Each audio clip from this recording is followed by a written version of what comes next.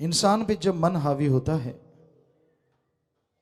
तो एक कहावत है, बिगड़या मन गुर का न पीर का।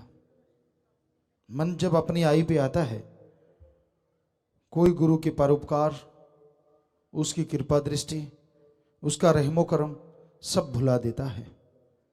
बस एक ही धुन लगा देता है, किसी को काम वासना की, किसी को क्रोध, किसी को लोभ, किसी को मोह, किसी को अहंकार, तो किसी को माया। या फिर मन खुद इतना छा जाता है कि इंसान का बुद्धि विवेक जवाब दे देता है। कोई भी अच्छी नेक बात सुनने को वो इंसान कभी तैयार होता ही नहीं। मालिक के प्यार की बात करो, परोपकार की बात करो, उसको यूं लगता है कि ये तो सब बकबका सामान है, दुनियादारी का साजो सामान। यूं लगता है इससे मीठे पकवान दुनिया में कहीं भी नहीं है। तो भाई ये संसार बड़े ही अजीबोगरीब लोगों से भरा हुआ है। कोई मालूम नहीं यहां कौन अल्लाह वाहिगुरु मालिक से कितना प्यार करता है, कौन पापों में गर्त है, कौन अच्छाई भलाई में आगे बढ़ता जा रहा है, किसके घर में परमानंद समाया है और कौन दुख गम चिंता परेशानियों में घिरा हुआ है। परमार्थ करो तन मन धन से और शिक्षा दो, लेकिन जो परमार्थ करने वालों को रोकते हैं, जो सेवा करने से जीवों को रोकते हैं, वो खुद सब कुछ उनका रुक जाया करता है। इसलिए आप कर नहीं सकते तो किसी को रोको ना, कम से कम उसे एक कदम बढ़ रहा है तो ये कहो कि 2 कदम और बढ़ा, तभी मालिक की खुशियों के हकदार आप भी और वो तो बनेंगे ही बनेंगे। तो इस संसार में भांत भांत के लोग हैं। जैसे एक कहावत होती है, बण बण दी लकड़ी। आज इंसान के अंदर मन इतना हावी हो चुका है, किसी संतों की बात उसे सच्ची नहीं लगती। मैं ये कहता हूं ये सही है, फलां सही है, दिनकड़ सही है, तो उनका मन इतना हावी है, इतना हावी कि सारी जिंदगी की करी कराई भक्ति, सारी जिंदगी का यकीन चंद निंदक या बुरे लोगों के कहने से डोल जाता है। वाह क्या यकीन है, और क्या उसने चमत्कार देखे, और क्या सुमरन किया, और क्या सतगुरु के लिए उसने परमार्थ किया। बड़ी हैरानी होती है। बड़ा अजीबोगरीब है ये संसार, बड़ा ही अजीबोगरीब। तो भाई ऐसे संसार में, ऐसे युग में अगर आप खुशियां हासिल करना चाहें तो संसार की ना सुनो, सुमरन करो, सेवा कर लो जितनी हो सकती है। वरना भाई अपना जो भी काम करते हो, अपना काम धंधा मेहनत कड़ा परिश्रम करके करते रहो, तो मालिक खुशियां अवश्य बख्शेंगे।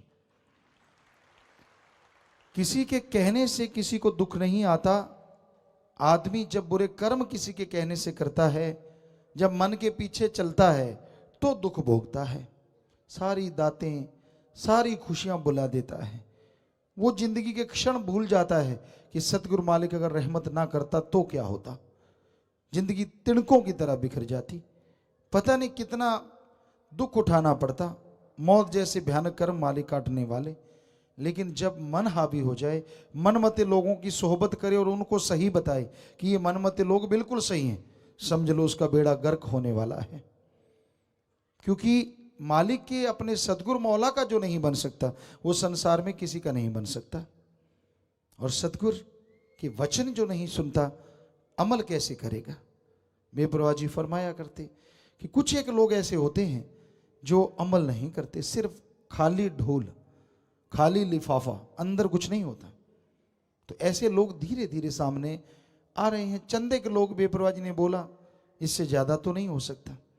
तो ऐसे लोगों से सावधान रहें। बस आप किसी के पास बैठे, राम नाम की चर्चा करें, और जैसे वो कहे जी तब तो ये था अब तो नहीं, समझ लो उसका बेड़ा गर्क होने वाला है।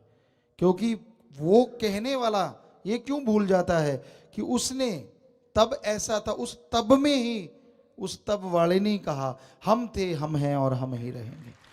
सारी संगत को बोला, सतब्रह्मचारियों को बोला, किसी को नहीं छोड़ा।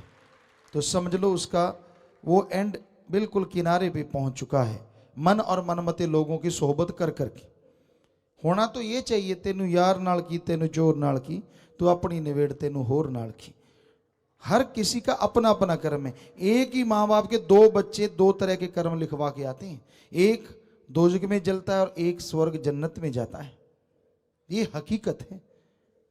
पर आप तो जी, कईयों का होता है अपना खुद का दिमाग नहीं होता, ठुस जैसा उसको पढ़ा दिया, जैसा उसको समझा दिया, हाँ बिल्कुल सही है, ऐसा है वैसा है, और दो चार पंप मार दिए, वाह जी साहब जी फलाना जी धिंकड़ जी, बस साहब जी तो अकड़ गए।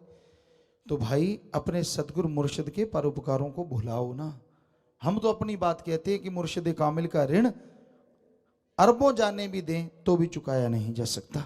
रोम रोम हर जन्म में अपने मुर्शिद कामिल का परोपकार गाए तो भी गिनाया नहीं जा सकता, बाकी किसी दूसरे की बात नहीं कह सकते। तो इसलिए भाई किसी की उंगली पे ना चढ़ो, किसी का कुछ जाता नहीं और जो चढ़ते उनका कुछ रहता नहीं।